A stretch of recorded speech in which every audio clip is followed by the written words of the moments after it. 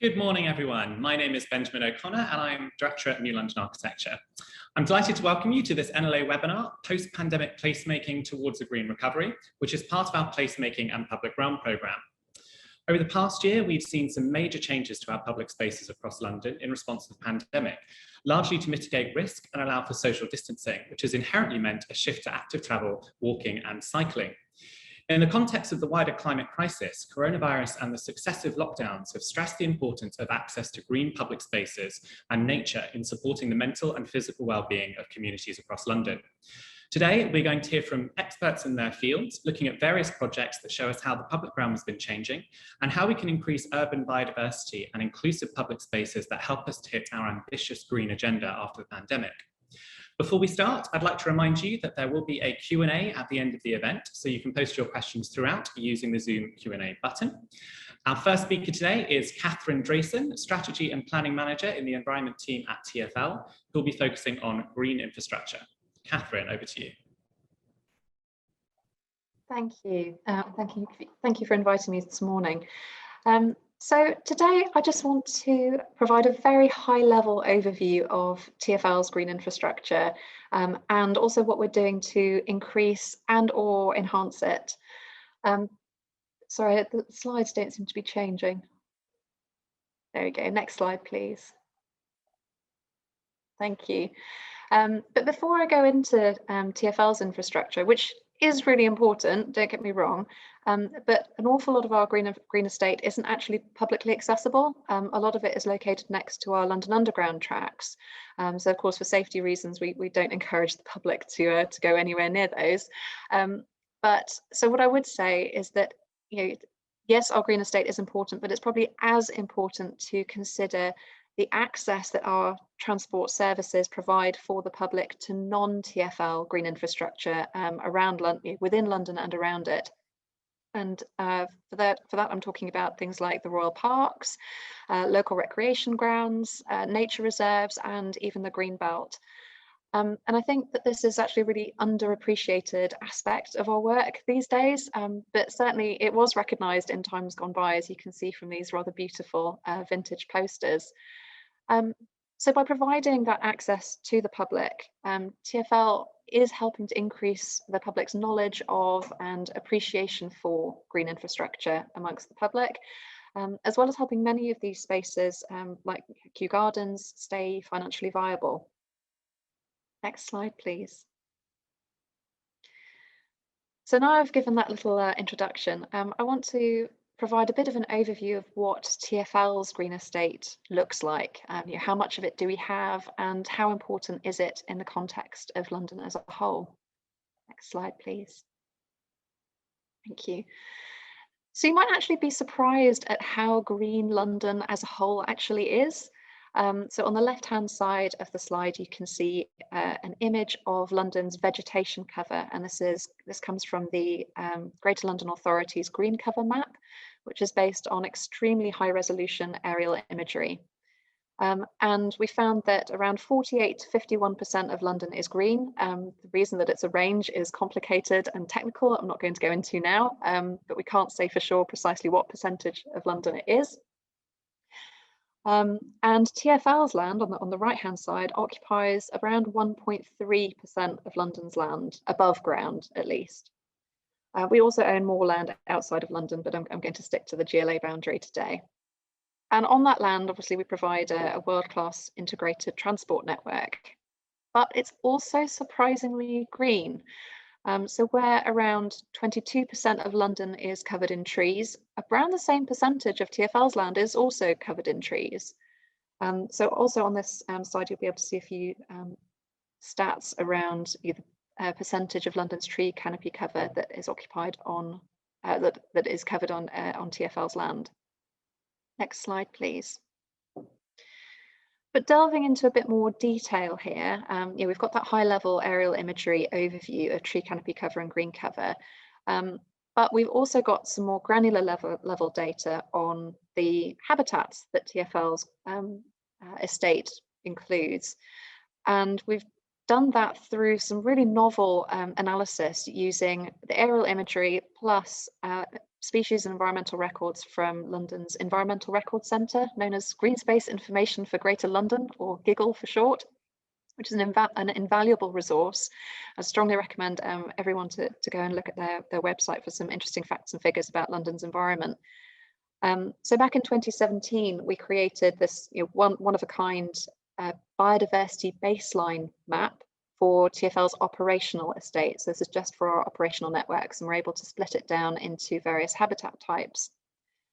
As of last year, we've updated that to include basically all of our estates, and not just the operational networks. And in total, we support over 650 hectares of habitat, which is around 4.5 times the size of Hyde Park. So about 2/3 of that is grassland of one kind or another, and then woodland, and that's not including individual trees. It's probably the next most common habitat at around 22% of TfL's operational network habitat. And in terms of our street network, which is about 5% of London's streets, but which covers around 30% of London's traffic, so this is the strategic road network, we own and manage around 24,000 trees, and we have a mayoral target to increase that by 1% a year. Next slide, please. So that's the baseline of what we've got, and now I'm going to move on to what we're doing to manage that asset base. Next slide, please. And for that, in London, we're actually remarkably lucky. I know we don't often get a chance to say that, but actually we've got some incredibly powerful and coherent levers for doing even more to improve London's green infrastructure. As of 2018, we have an integrated set of mayoral strategies, really for the first time. So I was involved in the creation of the London Environment Strategy back then. And what was important and what was highlighted to me really was just how integrated those strategies really are. So what's in the London Environment Strategy is reflected in the Mayor's Transport Strategy and the London Plan, etc. Additional levers will come via the Environment Act, like the mandatory requirement for biodiversity net gain. Next slide, please. So today I can't go into masses of detail about what we do across the entire estate. It would take forever. I mean, don't get me wrong, I'd love to, but time is short. So today I'm just going to spotlight on TfL's streets, which, as I've said, is the strategic road network. And because it's the strategic road network, that does sort of limit their ability or capacity for major greening interventions, because they've got to keep going as strategic roads. But there are things that we can do to increase and enhance green infrastructure on those streets, but also London streets as a whole. So one really important thing that we've been doing is working with the boroughs. Pre-pandemic, we funded local implementation plans, which in the guidance had a lot of strong hooks around sustainable drainage systems, which can be vegetated. And also, so things like rain gardens. Unfortunately, with the pandemic and funding availability being quite tight, that program's had to be paused, but it is something that we want to investigate again in future. And next slide, please. And if you could click again, please. Thank you. So on our own network, we apply what's called the Healthy Streets approach, which you may or may not have heard of, but it's a system of policies and strategies to help Londoners use cars less and walk, cycle and use public transport more. And it's a key part of both the Mayor's Transport Strategy and the London Environment Strategy. So we know that green infrastructure can help make streets more attractive for people to use, for example, by providing shade on hot days, or by providing just something interesting and beautiful to look at. And that's why green infrastructure in the form of street trees and other planting at footway level has been embedded into the Healthy Streets Check spreadsheet tool for designers, which is on the right-hand side of the slide. Next slide, please. The other thing that we're exploring at the moment is our roadside verges. And we've actually got a conference on, in fact, tomorrow, exploring this with the boroughs. But we're looking at how we can reduce the mowing of our 165 hectares of strategic road network verges. Because when you combine that with removing the clippings, you have the potential to both save money because you're not mowing so often, but also increase biodiversity because the nutrients from the clippings are not going into the soil and encouraging the dominance of grasses. So you're ending up allowing more wildflowers to come through. So we've completed a 2-year trial on some of our verges on the A40 and A406, where we switched from 4 to 8 cuts a year to 2 cut and collects a year. And it's been a bit hit and miss. It's an interesting process engaging with our contractors on this, but it was completed at no additional cost to TfL and importantly with no complaints from the public, because we have found that in the past there is a public education piece around the management of roadside verges. They can look untidy at certain times of year, and so getting complaints is quite a big issue for us. We are hoping to expand this trial significantly in 2021. Well, we'll see, funding dependent, and that will include continuous lengths of some of our major roads in outer London rather than small segments, which we had the 2-year trial on. Next slide, please. So that's some of the good news. I do want to highlight some of the kind of caveats and considerations that we have to bear in mind when we work on green infrastructure on the TfL estate. So next slide, please.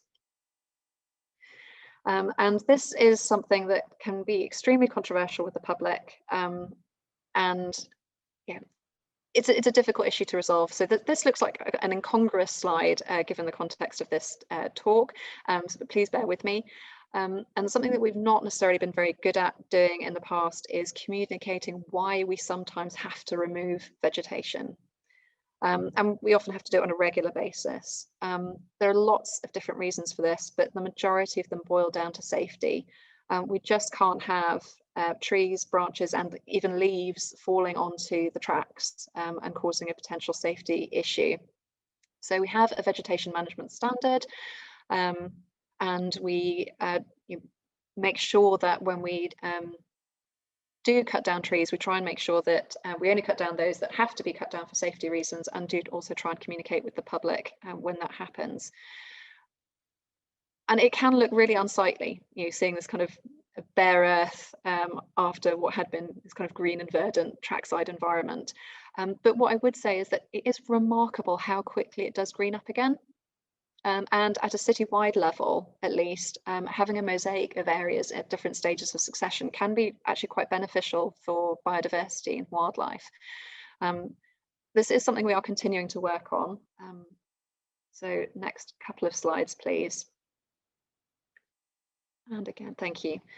So we've still got more to do to understand how best to approach vegetation management to maximise the benefits that it provides, whether that's in terms of adapting to climate change or supporting biodiversity, or a combination of the two. And that's why we're working with the Forestry Commission this year on a project to understand which tree species might be best adapted to London's future climate, but that are also suitable for planting next to trackside and also support biodiversity.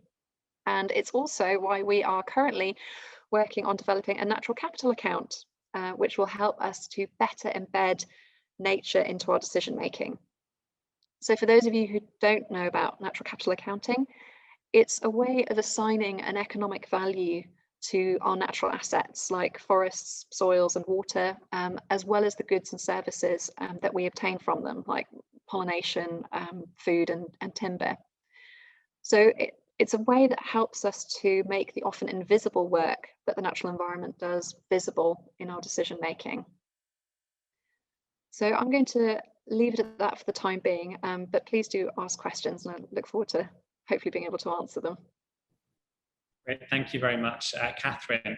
I just wanted to say we did have a question come through about your presentation. The entire event is being recorded and will be available for members to view, so hopefully that will pick up that, and we'll get to the questions at the end. For those of you who have joined during Dr. Catherine Drayson's presentation, as she mentioned, you can use the Q&A Zoom function throughout, and we'll try and get to those questions at the end.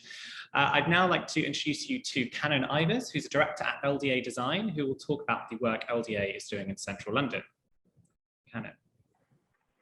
Great, thank you, Benjamin and Molly, and everyone for the invitation.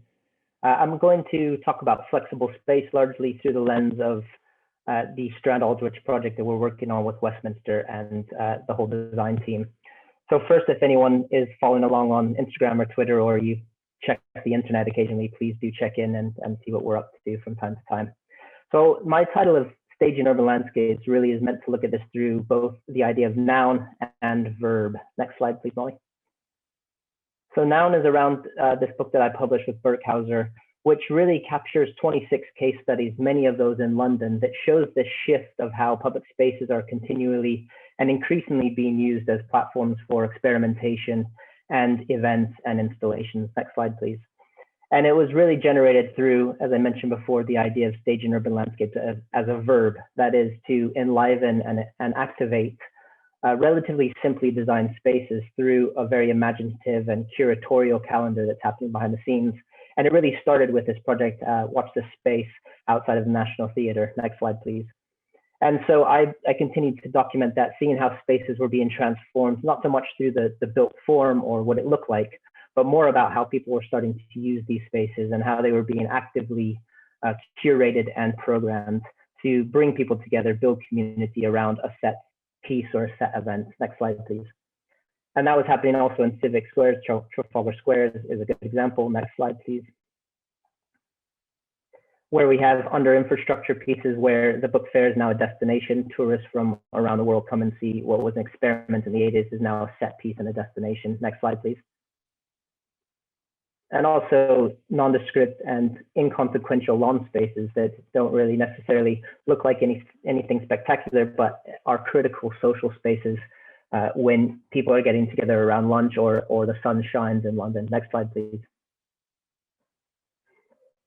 And then the real emphasis around culture, and I really love to focus on Somerset House because only 20 years ago, this was still a car park for the Inland Revenue Service. And it's remarkable to think that in 2 short decades, so much has changed. And I think we owe a lot to what was going on at Somerset House to see actually that transformation that can take place, how the public realm can really offer a huge amount to the people that live in London and elsewhere and around the world. Next slide, please.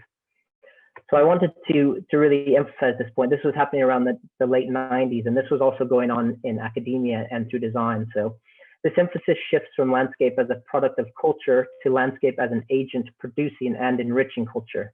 Landscape as noun or object is seen is quieted in order to emphasize landscape as verb, as process or activity. So it's the shift away perhaps about what something looks like more to what it does. Next slide, please. So I'd like to talk about the work we're doing at Strand Aldwych. So hopefully many of you on the call will be familiar with this part of London. It's an interesting site in the sense that it's a very old east-west connection along the Strand, connecting Westminster Abbey to St. Paul as a processional route. But it's also a very young part of London in the sense that it was redesigned in the turn of the 1900s, where Bush House, the large buildings you can see in the front, were created, and these grand boulevards built around the Parisian boulevards were put in place. So it's an interesting juxtaposition of those two. Next slide, please. So the first thing we did was begin to look at what's going on in London from a cultural calendar point of view. What's happening that's already in place that really is driving the cultural capital of London. Next slide, please. We then looked at what are some of the global events that are starting to happen in every city. So things like Dinner on Blanc, Australia Day, Diwali, these sorts of things that could actually also be informed or inform what's going on in this site. Next slide, please. And then breaking that down to look at what was already going on in Strand, particularly with Somerset House, with King's, with LSE, and some of the institutions that are around the site. And this slide was looking at those that are already happening, shown in bold, and the ones in dash that could potentially come here and again reinforce and bolster that cultural showcase that was going on. Next slide, please. We looked at the demographics. It's a fascinating mix of different people, from students to tourists to people going to work, people that are commuting and coursing through the site. So it's really beginning to understand the rhythms that will ultimately inform how people occupy and use the space, and making sure that we can cater to those different audiences and people within the space. Next slide, please. So what we did is we set up some very clear dialectics. Top left, a space for the everyday that also can be a place that can host a calendar of events. It needs to have a degree of permanence, but also the ephemeral, the idea of changing creatively with installations and things. And the bottom, this idea of having some places that are very tranquil and very reflective and relaxing. And that's balanced with this idea of a very energetic and atmospheric space. Next slide, please. And going back to some of the writing that was happening in the 90s, I've been revisiting this essay by Anita Berzdetia called Scales of Undecidability. And she makes the point that flexibility has been a double-edged sword. For although it enables functional and programmatic openness, it has also generated countless unarticulated, weak, and generic landscapes. And I see this really as a call to arms for all of us that are working in the public realm and architects and urban designers as well, to really push hard about how we create appropriately scaled spaces that can really feel that they are comfortable to be in on a day-to-day when they're in resting mode, when they're not being used for installations and things that are pulling people together. Because it can, without that concentration and effort, it can result in unarticulated, weak, and generic landscapes. Next slide, please. So with the stakeholders working around the table on the Strand Aldwych project, which were many, it's a very complex site from the different institutions, Somerset House, King's, the church, theatre, land, the North Bank bid, who really were instrumental in getting this vision off the ground. We started to work with them about what this space, not so much what it could look like, but also what it could do. And what very quickly emerged was that this could be a place in London like no other, in the sense that it's a place where we call it a place where art is made, not displayed, where dance is rehearsed, not performed, where knowledge is shared, not stored away. And really at the core of that is taking all of the incredible creative capital that's going on in the buildings, the knowledge that's within King's, within LSE, and the performative qualities of Theatreland, and bring them into the public realm so it can really be showcased, and making that creative process of making visible as much as the end product. So this is an example at the GSD at Harvard, where the students are learning to build round earth walls. Next slide. At Bedford Square with the AA, a couple examples of how testing and experimentation of architecture is being done. Next slide, please. And next slide, please. So to familiarize everyone, if you're not familiar with the site, at the moment it's a one-way gyratory. So it moves clockwise along Aldwych at the top and then down across the Strand. Many of the buildings in this location are grade 1-star listed. St. Mary Le Strand Church in the center is this extraordinary building that's really been isolated by the amount of traffic. There's so much pollution that has been in this site that you can start to see it seeping through the joints in the church. So we have this amazing chance to liberate this church and make it the epicenter, both physically but also aesthetically, as the absolute center of the project. So the plan is to convert the Aldwych to two-way traffic, which would allow us then to take traffic off of the Strand. So the Aldwych will be about movement and circulation, and the Strand will be about allowing people to gather. And for the first time in history, really, allowing all of these institutions to talk to each other and to cross-pollinate and to share ideas. Next slide, please. So this plan shows what we're doing as a meanwhile project. So the intent was really to fast track the transformation of Aldwych in order to allow the Strand to help to facilitate the recovery of all the different institutions and get people safely into these buildings, but really to allow people to come together again after the pandemic. So this shows the meanwhile space for the Strand in the center. Everything on the Aldwych is permanent. It's going in for the long term. So there'll be new crossing points, new circulation, new movement, widened pathways, natural stone, etc. And the next slide, please, Molly, and we'll march through a series of views of how those transformations are happening. So this is Aldwych looking at the Novella Theatre, where, again, there's new crossing points coming through, widened footways. Next slide will show that nicely, Molly. So this is an existing view looking to the northeast. Next slide shows how that footways are widened. You get much more generous pedestrian crossings. It's hopefully giving a real sense that this is a safer place for pedestrians. Next slide, please. At the Kingsway Junction, a grand crossing point that allows circulation both formally north-south, but also moving diagonally if you need to, but really signals as a gateway into the site that you have entered into the cultural and educational district that we're calling Strand Aldwych. So it's a major moment, a major threshold into the site. Next slide, please. And then further along, coming from Melbourne Place, if you're familiar with this area, again, a really strong, generous raised pedestrian crossing. Next slide, please, Molly. And you can see, looking back towards LSE, at the moment, there's no crossing here at all. It's really dominated by traffic. So this is a chance, next slide, please, to really give it a sense that this is about connecting people across Aldwych, getting people safely to LSE and further on to Lincoln Enfield, all the way up to the British Museum. And this idea of really introducing this strong connection and educational route that moves from embankment all the way through. Next slide, please. And then at St. Clement Danes, which is furthest to the east, another extraordinary church with a rich history, we're creating a new pocket park, a new place that offers seating, softens the area, and creates much stronger connections to the Strand and Aldwych throughout. Next slide, please. So this is the overall hero view showing what that effectively does. Then all of those works on Aldwych allow us to really start to experiment with what the space outside St. Mary Le Strand could be. And so you can see Somerset House in the bottom right to orient everyone, with the intent of really creating a large open nondescript area to the front that can be used for a whole host of different uses. Next slide, please.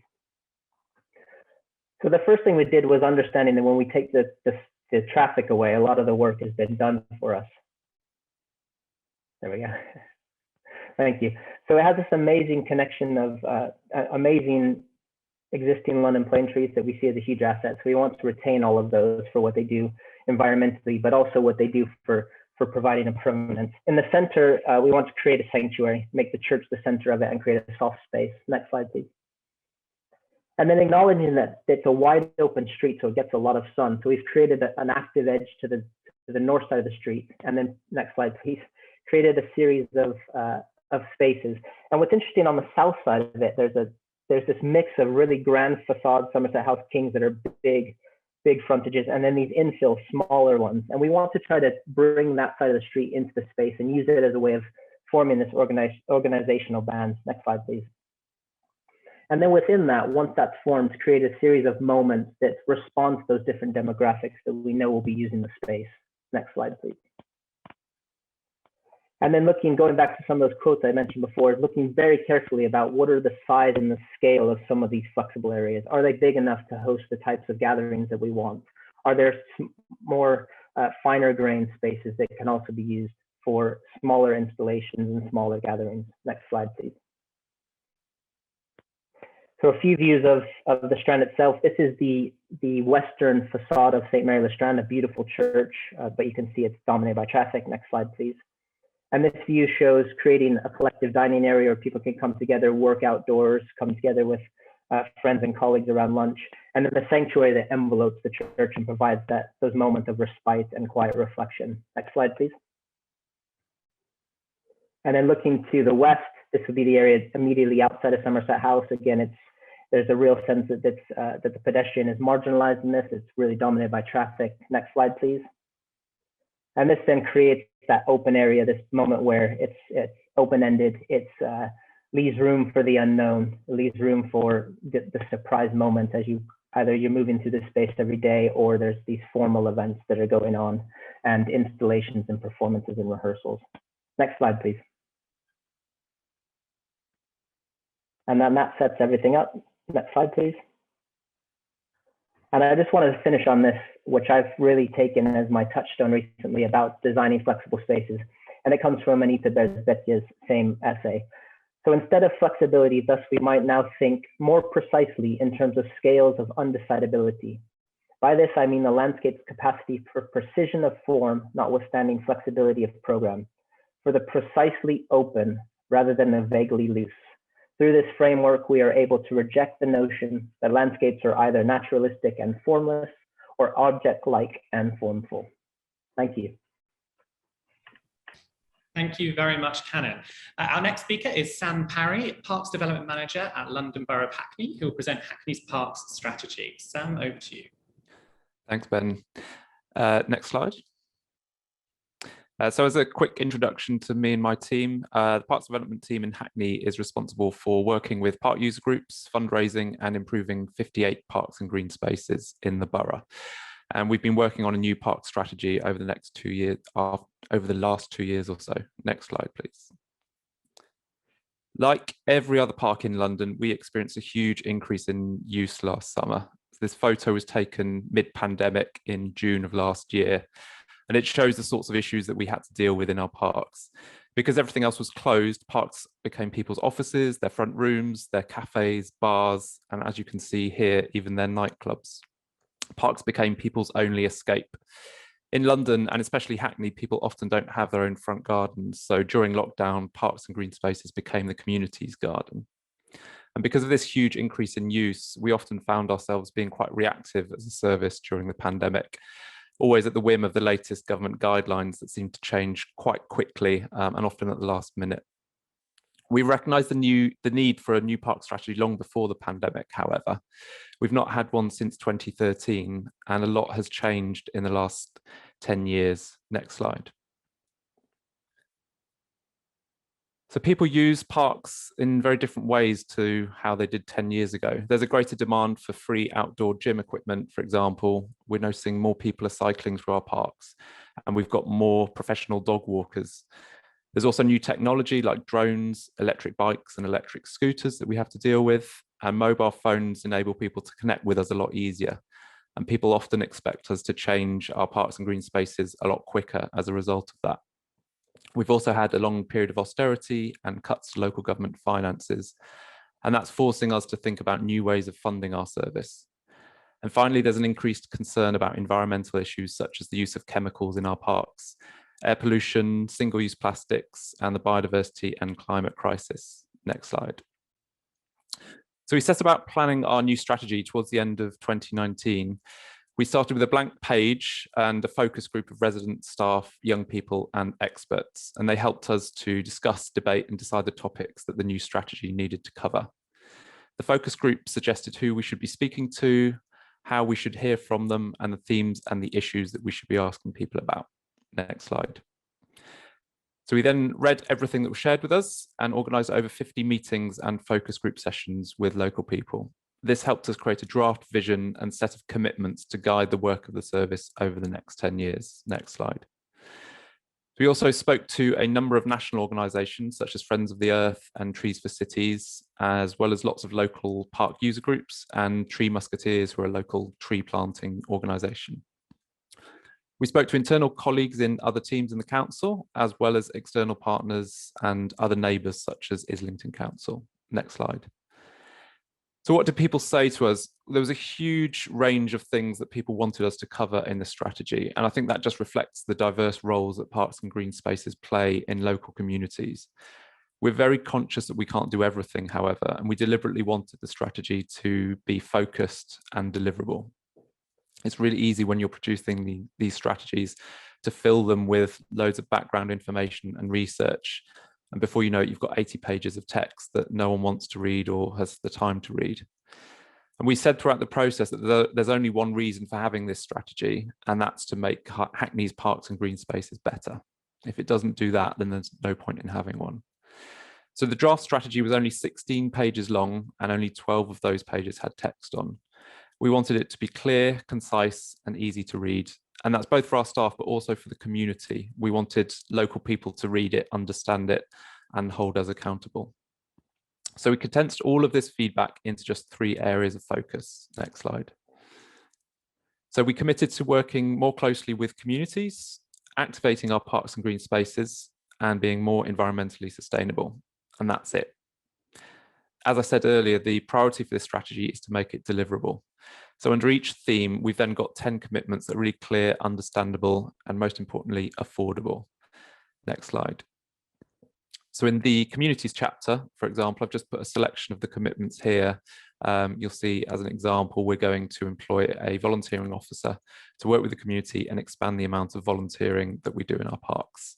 Next slide. An example in the activation chapter, we got lots of feedback that it's difficult at the moment for local residents to host their own community events. So we want to look at that process and make it a lot more easy and straightforward for people to apply to hold smaller events in parks. Next slide. And then finally, in the environment chapter, just a selection again, we wanted to reflect the fact that Hackney had declared a climate emergency in 2020, and also to respond to the biodiversity crisis. So again, our commitments are designed to be understandable and achievable, such as eliminating all single-use plastics from our cafes and becoming carbon neutral as a service in the next 10 years. Next slide. Once we produced the strategy, we then summarised it all in one poster. And the idea is that this will go into park notice boards and also into park depots, so everyone can see at a glance what we're committing to in the strategy. Next slide. Once we'd gone through this process and produced the draft, we then started engaging with a select number of stakeholders. and we went out to public consultation in December. Because of COVID, this had to be online, but we publicised that widely with physical posters and banners in our parks. We also had lots of online meetings with key stakeholders and had interactions with nearly 1,000 people in some form or other in total. Next slide. So the key takeaways from the consultation was that people were broadly supportive of our approach. 95% of people love or really like their local park, and most of the comments that we got back were supportive of the approach that we'd taken in the strategy. What came out during the process, however, was that people wanted us to focus on the basics as well. They didn't want us to forget about litter, dog mess, toilets, and speeding cyclists, for example. Next slide. So we took this feedback into consideration and we changed the focus of our middle chapter on activating parks and green spaces. Next slide. And we changed that to creating more welcoming spaces. There was some concern from people that activating parks and green spaces meant filling it with lots of big events, which was never the idea. So welcoming kind of encompasses that concept a little bit better. The other thing that caught our attention was the support for more natural and wild spaces in our parks. And we had loads of support for people wanting us to think beyond parks as these islands of green space in the city and think about them much more as part of a connected network of green infrastructure. Next slide.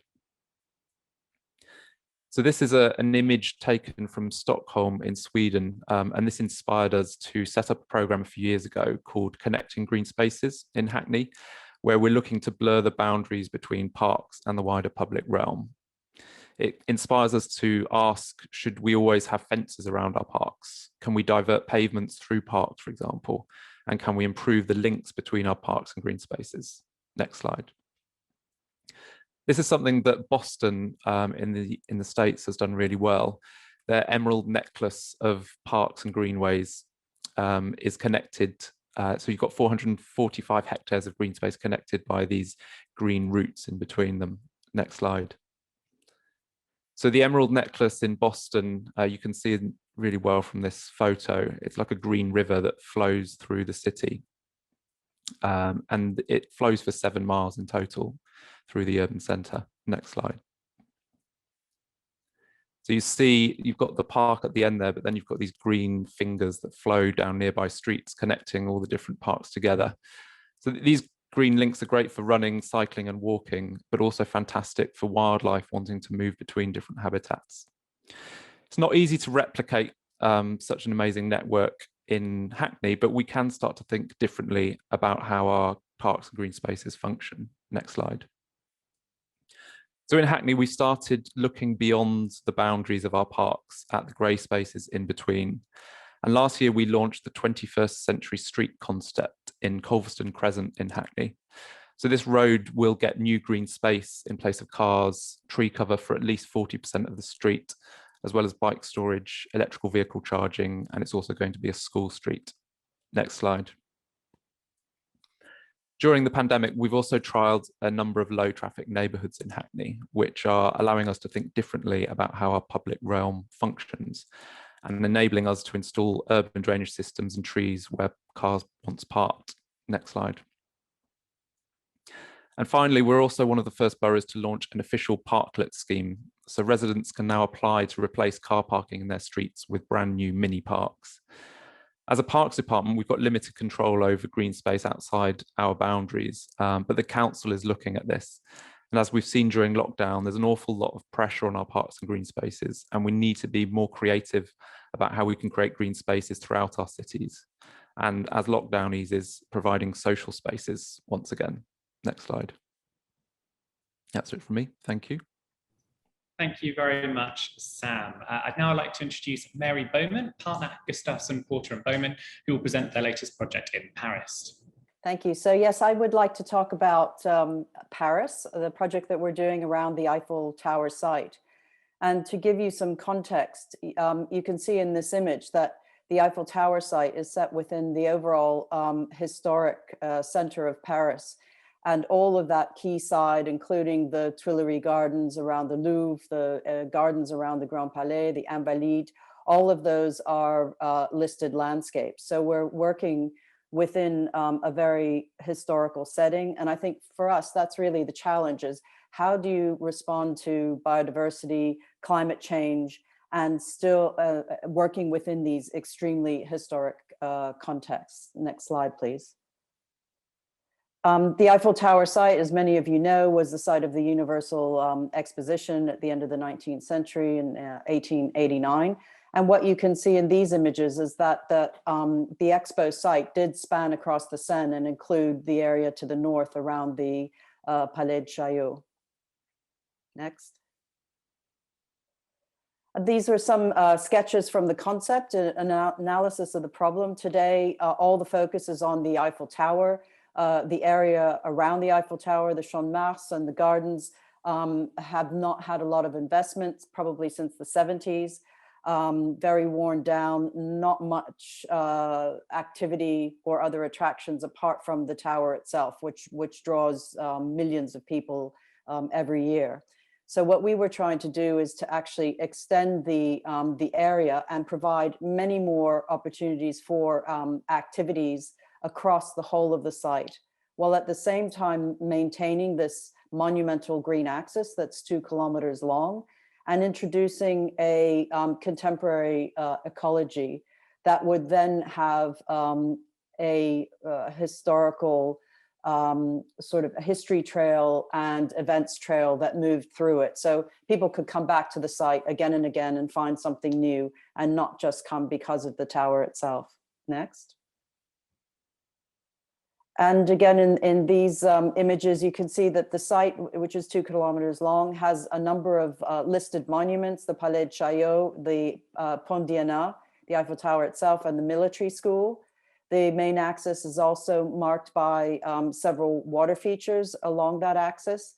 And the slide on the right, you can see these are areas, hard areas, large plaza areas where events can take place. And one of the ambitions is to get the events off of the lawns and off of the planted areas so that those can be for amenity spaces, rather than being trashed by the multiple events that are happening there at the moment. Next. And again, across the whole of the site, there are 2 different types of landscape. There's the one very formal axis that runs through the middle of it, this 2 kilometer long green, we call it the tapis vert. You know, it goes from Trocadero all the way down to the military school through the main axis of the Eiffel Tower. But around the sides of it is a very different landscape, the picturesque landscape of the end of the 19th century, which is much more organic, much more naturalistic, and it frames that very formal axis in the center. Next. And in this overall image, you can see what we're trying to do is balance these 2 landscape typologies. So reinforce the central axis in the center, but then around the edges within the picturesque gardens, reinforce and create these biodiversity corridors that then move in and connect to the wider green network in Paris. Next. We're increasing the amount of permeable surfaces and planted areas by approximately 35% by removing asphalt, concrete, you know, what do you call it, sub-stabilisé, and creating these planted areas. So we've been able to really increase the amount of green space. And that, of course, is a challenge in a historical city with all the underground services. We're looking at regrading the whole site so that we can capture and collect rainwater and push it into the planting, and also completely redoing that central axis so that the whole of the lawn is able to store rainwater and respond to you know, all the requirements and regulations in Paris for rainwater collection. Next. So this is the overall vision, the big vision master plan for 2030. And you can see from the top of the slide, it involves redoing the Place de Trocadero, which is at the moment is a roundabout. creating a completely pedestrianized area so that when people come out of the metro in front of the Palais de Chaillot, they're in a completely pedestrianized environment, including crossing the bridge and accessing the tower. We are redoing the terraces around the Fountain of Varsovie, again, pedestrianizing the Place de Varsovie and creating hard areas for events either side of that green axis, planting the Pont d'Iéna bridge, which is it has been a challenge because it's a historical bridge. We're obviously loading the bridge with the weight of trees and lawn. And so there's a whole series of exercises and surveys and things we're going to just find the information on the historical bridge to tell us what those loadings are has been a challenge. And then the Place Branly, just in front of the Eiffel Tower, that will again be a pedestrian priority and a controlled traffic crossing. And then the replanting of the whole of the Quai Branly. So we're taking out one entire roadway lane and planting that so that when people come out of the station at Bir Hakeim, which is one of the few stations that has a lift in the area, people will then have a completely accessible planted route to get to the Eiffel Tower. And then it involves some of the gardens around the tower have recently been restored by Vocht's office, and we're then doing the gardens, the lateral gardens to the side. The project also includes a whole architectural component where we're building offices for the people that work for the Eiffel Tower. Everything is largely underground and built into the landscape. And then the rest of the Champ de Mars, where the central axis will be redone with this raised central lawn, and then the picturesque gardens around the side with a series of art gardens, cultural gardens, which can have different events and activities taking place. And then the large central plaza in front of the military school. For next slide, just before the Olympics. So this is the area that we should complete before the Olympics in the summer of 2024. And then phase 2 will involve the rest of the Champ de Mars and the gardens, the Varsovie gardens to the north of the river. So the main sort of pedestrianization of the site should be complete by the Olympics. Next slide. And that pedestrianization has obviously involved completely changing the traffic pattern. The roundabout around Trocadero, we've had to redirect the buses and look at how, we've done transport studies to send the traffic around in other directions. There will be no car traffic across the northern end of the bridge, so only buses and emergency vehicles will be allowed to cross the bridge.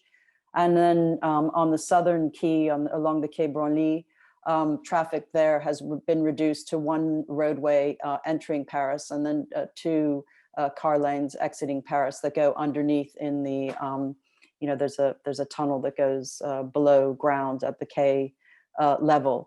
And then redirecting all the buses so that the buses can no longer go through the Champ de Mars area, allowing that whole central zone to be completely pedestrianized. And you can imagine there's a lot of negotiation and meetings and workshops with the City of Paris, with the RATP, the SNCF, etc., to make these major transport changes to allow for pedestrian priority. Next.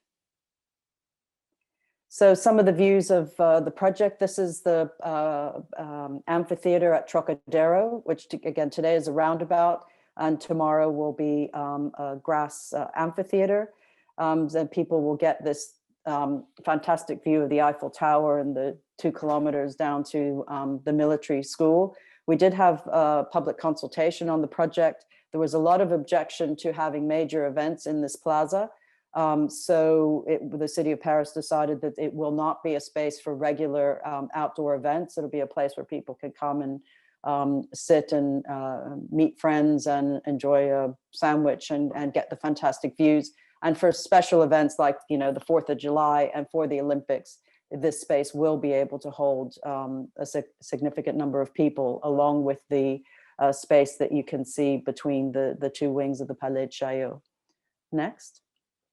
In the plan, you can see that the project also involved increasing the number of pedestrian connections to the existing metro stations, making those safe and accessible. We've put in bike lanes either side of the roadways. There are 5 lanes of traffic. Planted the edges, framed in the space, and made the area in front of the Palais de Chaillot completely pedestrian. It also involves a series of kiosks for food and beverage and for souvenirs and that kind of thing, and also public toilets. Next slide. And this is the view of the fountains of Varsovie. So the fountains are used for events throughout the year. They have the big fashion shows for Yves Saint Laurent, and during the Olympics, it will be one of the major staging areas. So it had to be flexible enough to accommodate that. We're completely redoing the grading and putting in new stone terraces so people can sit, watch the fountains. The fountains are turned off in this shot, but there are fantastic jets in the fountains, which in itself is a spectacle. And then people, the fountain itself is turned on and it creates a staging area for other events. Next image.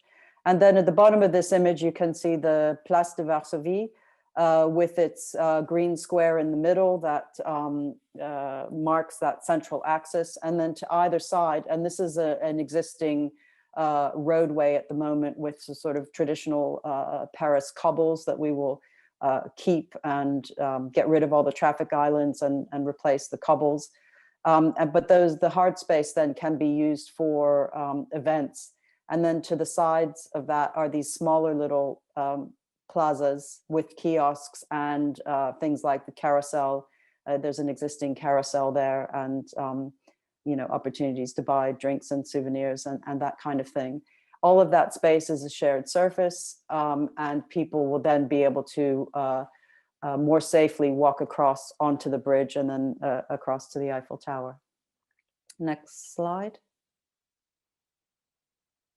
And this is the bridge. So you can see that our proposal is to plant an alley of trees on either side of a raised lawn, but it's again reinforcing the central axis, and then to restrict all traffic from the bridge and only allow public buses and emergency service vehicles to be able to cross the bridge. And then on the other side is the Place Branly, again marked by a central square and a shared surface to reach the other side of the Quai Branly, which in front of the Eiffel Tower and all along the Quai Branly will be a planted pedestrian route. Next slide. And this just the image of the bridge. So, today it's about 7 lanes of traffic. It will be occupied by the Olympics as a starting and ending point for some of the marathon and some of the other races. And then after the Olympics, we should be able to carry out the project to plant the bridge with the central lawn and the trees. Next.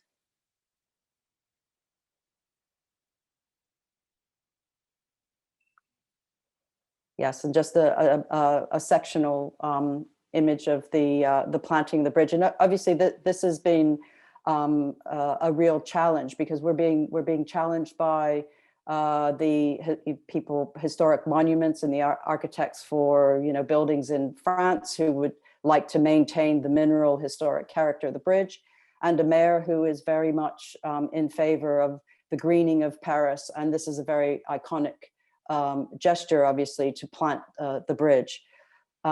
So it's been interesting just dealing with these very sort of conflicting political agendas and how you make your way through that. Next. Sorry, Mary, we're going to need to wrap quite soon so we can get onto the panel. Sure. Yeah, sure. Okay, keep going. That's the image of the bridge. I'll just go through these very quickly now.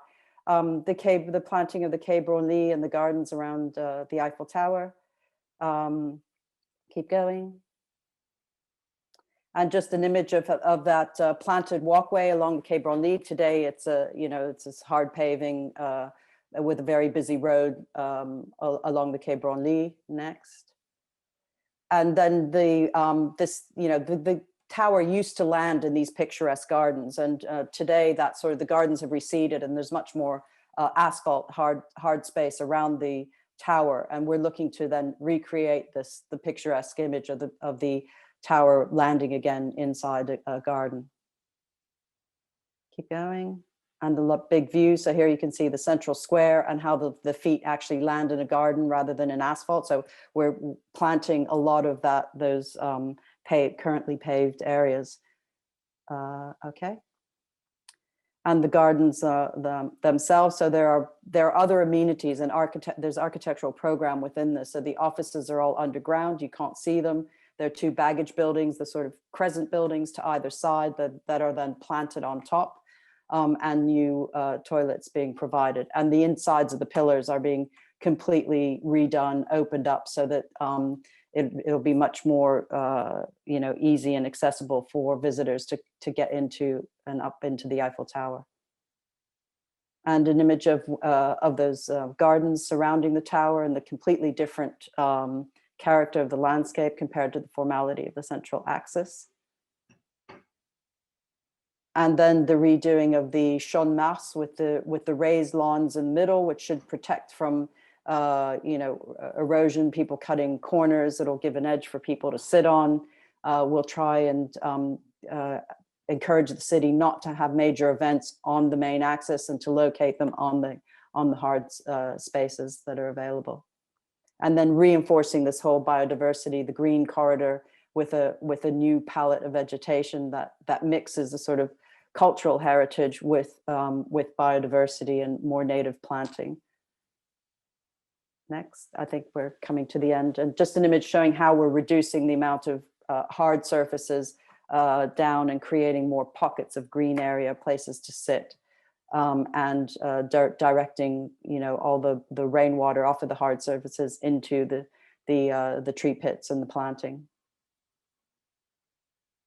And an image of the Champ de Mars. We can see the raised edge on one hand, and I think this is one of the last images. So a large water feature at the other end of the Champ de Mars, which again can be drained and host large events to keep those events and activity off of the main green lawns. And I think that's the last image. Yes, thank you very much. Thank you very much, Murray. Sorry for rushing you at the end. I was getting okay. Watching the presentation. What I'm going to do, we are obviously, you'll notice we're almost at time. I'm going to run over by sort of 5 to 10 minutes, guys. So if you do have to go, do feel free to do that. The recording will be available. Before we go on to our panel discussion, though, I just want to introduce Howard Gray, who's a PR and specification consultant at Green Blue Urban, who's going to be joining our conversation. Howard, I'm going to come to you first. How do you think we can make London greener and wilder? And maybe you can tell us a bit about your experience of the challenges and benefits of planting trees in urban settings. Thank you very much indeed, Ben. Thanks for including me in this discussion. I've really enjoyed everything I've heard today. I'm enthused by so much that's happening, and there's so much potential. But we have to remember actually that London is already officially a woodland. It's officially an urban forest. We've got fantastic canopy cover in London. And really what we need to do is to see what we've got, which of course has been done large. There was the iTree survey was done identifying what we've got, and we need to maintain that and build on canopy, not just numbers. In our experience, we had fantastic experience in planting some really great schemes within London. Very tricky. Often it involves a lot of collaboration.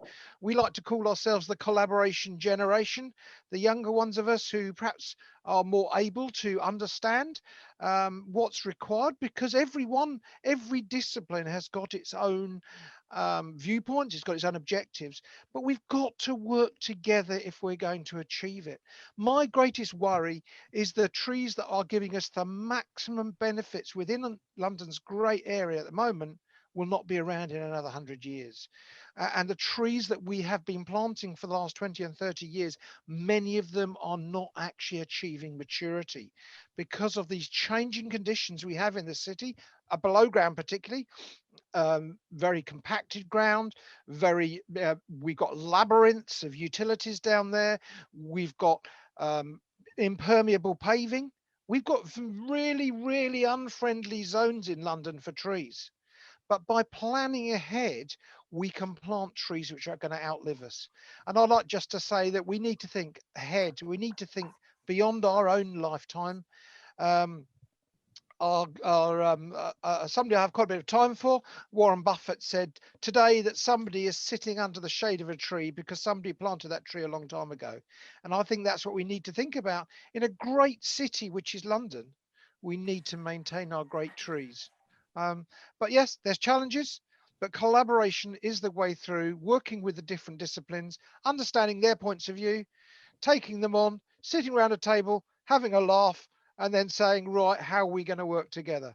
But that's only my theory, Ben. Great, thank you very much, Howard. What I'm going to do is I'm going to condense the question somebody's asked into a question I had, which is around policy. So the question from the audience was, how can parks be protected from extensive overshadowing from new developments? And I'm just thinking in terms of policy initiatives such as London National Park City, the issue around the green belt and how people want to see more done with the green belt or thinking about the green belt in the new London plan, and what do we need to be doing to drive the green agenda from a policy perspective? Maybe if I come to you first, Catherine. Yeah, I think I'll just reiterate that we've got some really good policy drivers already, and the new London plan was actually only published a couple of weeks ago, I think. And that's even better than the previous one. So it does have some fantastic hooks in there, particularly around, for example, the urban greening factor. So this is around making sure that when you have a development, you make sure there is some green infrastructure there up to a certain score, but you can make it context dependent. So the kind of green infrastructure is not specified. And I think that's what's really important from an urban realm perspective, is that you can design it to fit the context of the development. That's not to say things are going to be easy, far from it. We've got a housing crisis. We're not allowed to build on the green belt, at least major housing developments, and the people have got to go somewhere. So the overshadowing issue is a really problematic one that I do not have the answer to, and to be frank, I'm not sure anyone really does. Would anyone else like to comment on that one? I think one of the things about the overshadowing is for landscape architects to be involved in projects at the master planning stages, because then you have the capacity to be the champions of the landscape and make sure that buildings aren't overshadowing good public realm space, and move the buildings as much as possible. And there are always constraints.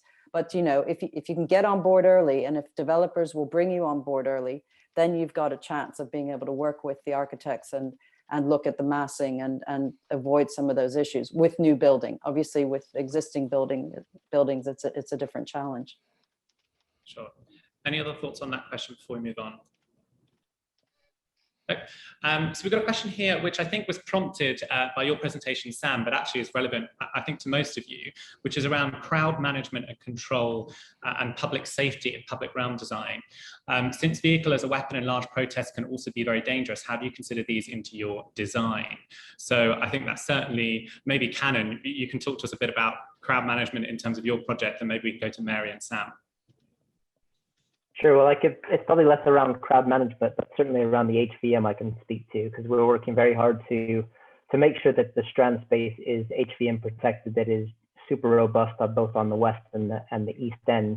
And we want that to feel that it's part of the landscape. So it's an invisible part of it that's really integrated into the CT. And we're creating these really amazing sculptural benches with millimeter at the moment to create something that's really distinct, very unique. Inherently, you have things like bollards. You have to put them in instances because it's about access and the processional routes and everything that we need to maintain. But where we're able to, we are trying to integrate those HVM elements.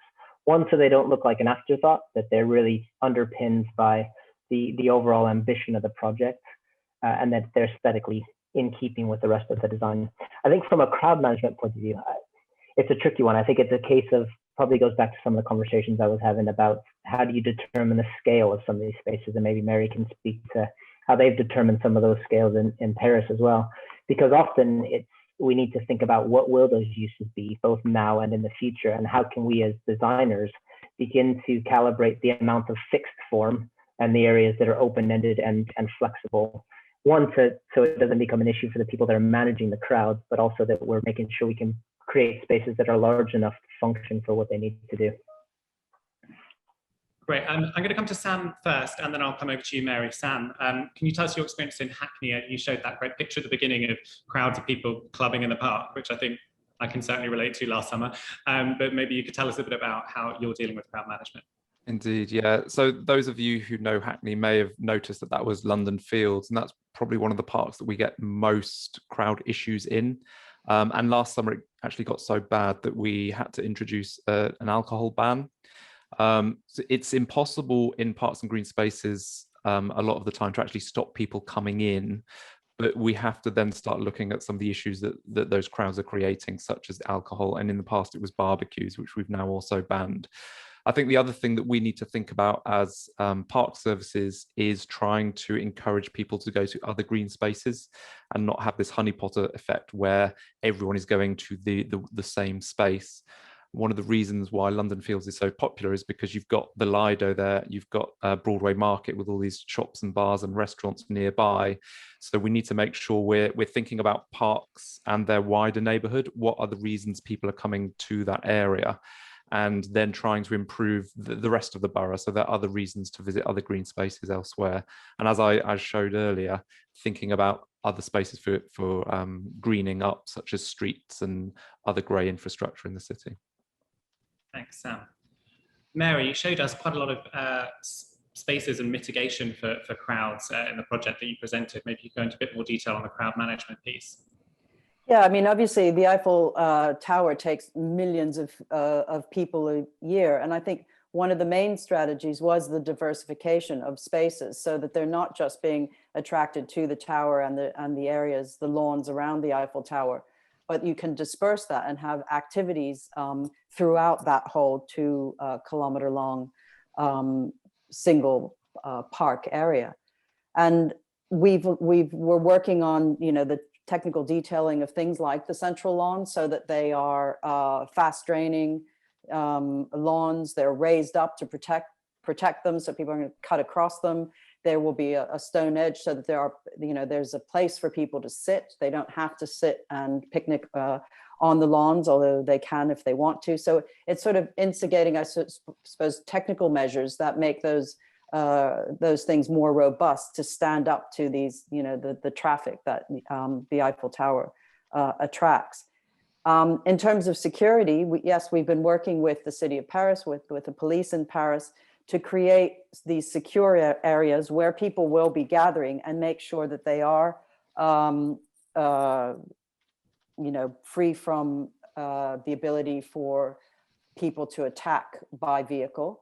And again, like Canon was saying, we're trying to integrate that into furniture, working on the details so that it doesn't look like a bollard, but it looks like a bench, and that it's integrated the same sort of material family as the rest. So there has been a lot of work done on that, and it also comes from a political will by the city. They didn't want to what they call bunkerize the city and have these, heavy vehicle bollards everywhere, because that's not the right message. And I think, you can do crash tests and you can have these, technical performance criteria. But at the end of the day, you need to create a public realm that is welcoming. And it's not saying, hey, you're in a, potentially vulnerable space where a madman can barrel down the bridge and hit you. And so, yes, you need to deal with all these issues. But I think there are subtle ways of doing it and dissuasive ways of doing it, and using furniture and planting and things to dissuade that potential, but of a very real threat. I mean, everybody knows probably that the Eiffel Tower was surrounded by this glass wall several years ago, to as a protective measure following a lot of the terrorist attacks. So it's obviously something we have to deal with, a sad fact, but we all have to deal with it today. Thank you, Mary. I'm going to have to wrap up very shortly, but I'm going to come to you, Howard, maybe with just some final thoughts on takeaways for the audience from you. Thanks, Ben. I'd like to just thank all the other speakers. I found them really enthusing. I think we need to think ahead. We need to think laterally. We need to think holistically. And what Mary has said is I'd like to see, when we're at master planning stage of any development, whether it's a great big redevelopment in the heart of our city or maybe a small infill residential development somewhere, get everybody round the table at the same time. Please don't think on the old hierarchy of design. Try to get all the stakeholders involved and find out what they really, really want out of this long term. Bear in mind that many of our developers are not actually long-term interested in the sites. They're actually moving on. They're moving on to other sites. So we need to think long-term. We need to think climate change. We need to think about how we are going to use our public areas. And whilst none of us have got a crystal ball, I think we all really need to plan more intelligently. It might actually mean that we might not make so much money on sites. And that's going to be a really tough one to overcome. But let's think ahead. Let's think greener. Let's think of places where we would actually like to be ourselves and start replicating that within our city developments. But collaboration is, I believe, key to working ahead. Give us some parity between grey, green and blue, and I think we get better control and better conditions in all of them. Great, thank you very much. I can see that as a David Taylor NLQ soundbite, green, grey, blue. But thank you all for your presentations. It was really fascinating. Sorry, I know we could have gone on for probably another hour. Apologies to the audience for running over, but hopefully you were all as enthralled as we were by those presentations. Again, thank you to all the speakers. Thank you to all of you for joining us. Do keep abreast of the NLA programme at our website, nla.london, and we'll see you at the next event. Thank you all. Bye-bye. Thank you.